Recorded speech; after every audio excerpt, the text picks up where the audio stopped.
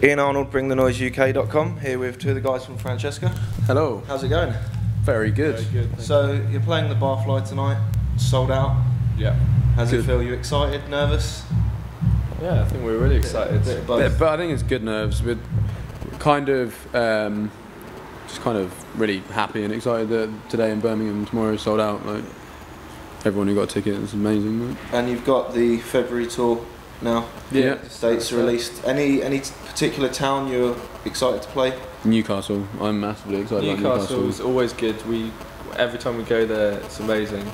Glasgow as well, because we're going the next month, but it's an 18+ show, so it'd be good to go back and have like a lot of our fans be able to come. I think we're really happy with like how it's come together. Yeah. Like we're not really sort of not looking forward to going anywhere. Like, I mean, Wolverhampton's like slightly out there, but apparently it's like really cool. So. And you've also got the upcoming tour with Aiden. Yep. You're playing the Underworld. Does it feel a bit strange to you maybe that you could headline the Underworld, but now you're supporting Aiden? I don't know whether we could headline the Underworld yet. I think this Aiden tour really Could do a lot for you. Well, just sort of like harness some more progression. Yeah. Good to play with some people that have never heard of us before. I think. It's good to get on and build with a band from America as well, and they've obviously got a good fan base over here, so playing to more people. With your guys' fan base, it's growing quite rapidly. You know, do you ever worry that you're going to get labelled like the overnight success, even though you know how much you've worked for it? I hope not. I think that. Is there anything you're doing to try and avoid it, or you're just doing what you do? I like the plans we have set for like an album and the single, and how we're putting things together. Like we're not just sort of sticking out singles, sticking out videos, not doing anything. Like all of our merch, all of our designs, all of our everything's like really thought out, and like we tried to put, because like bands that we like, if we were to buy, you know, like a Coldplay CD or something, we wouldn't just want an album. You know, you could get like a DVD with it, or like a book with the lyric. Do you know what I mean? Yeah. Like, kind of. I think you can step away from just being that sort of cliche, just sort of like that band. Oh, they're big, they're great. Headline Brixton, boom, done. Like game over. So you're trying to make sure that we think you do about it the right way and Yeah. a bit of longevity. Yeah, we definitely we're in it for like. Do you know, like if we were to summarise it, we'd rather earn less money and do it for longer than earn loads of money for a year or two and then it's quite be interesting. done. Do you know what I mean? Somebody the other day was reacting to something that was just tweeting at us. Yeah. And it was a tweet that kind of said, oh, so and so is going to be more famous than you or something, and it was kind of like people need to realise that we're not doing it like while it is amazing that our fan base is growing really fast, we're not doing it to be like famous and stuff. We're doing it because we want to be playing music with each other in 10 years time. Yeah. So hopefully it's not about the sort of like walking around and people being like, oh my god. It's more about playing like tonight. Like we get to go downstairs and play to 200 of our fans, which is incredible. Like, was that something when the band first got together, you were set out to do, or was when you first got together it was just like mates and stuff? Music. Yeah, when we first got together, we literally just recorded 3 songs. And we were like, should we just put them on MySpace for a crack? And then we did, we got quite a lot of support from friends, and it was great. Like, it's kind of just, it's been really nice. It's been like that throughout. It hasn't been like we did something and it didn't go anywhere, and then we put a video on TV, and suddenly like it was kind of like really nice. Like. And to coincide with the February tour, you're reissuing the We Lived EP. Yep. It's going to be a new single on it.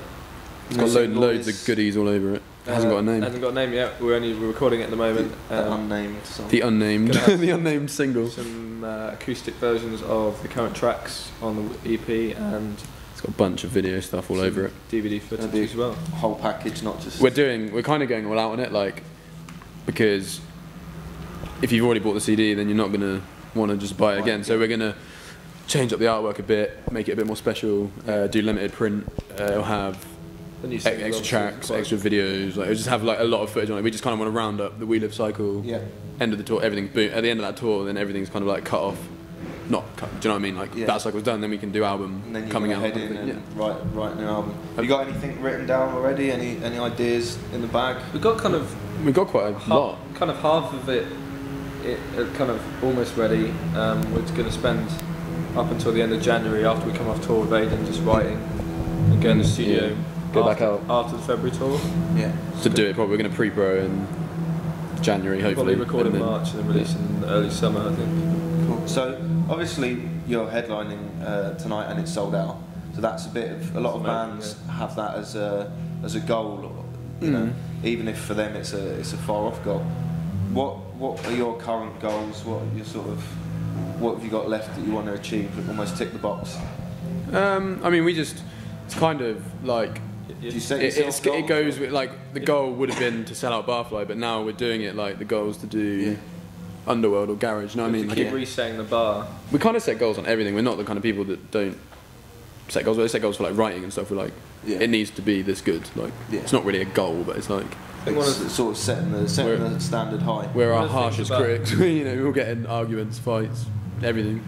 Who's the worst critic in the band? Who's the one that actually goes, no, that's just crap? We're all pretty brutal. Like, that's one of the things about our band. Like, we think about things so much and are never fully satisfied. Yeah. Which kind of works out well in that the music we write is not just what we first come up with and just lay it down straight away. Yeah. It always change dramatically from when we first wrote it. So. And who would you say takes criticism the worst? Probably you. Maybe me. Yeah, Joe. He's lovely, but then he'll have a click. Like, it is just like. It's like, I'll be back. It is fair though. You know, you put your, you bring your idea forward, and then you like work on it, and then everyone's just like, nah, it's crap, and then you're like, oh. It's hard to and we all have it. It's very hard to, if you present an idea, your mind's already made up about it, and so when it's not taken, you have to learn to get over that. Yeah. I think we're all learning.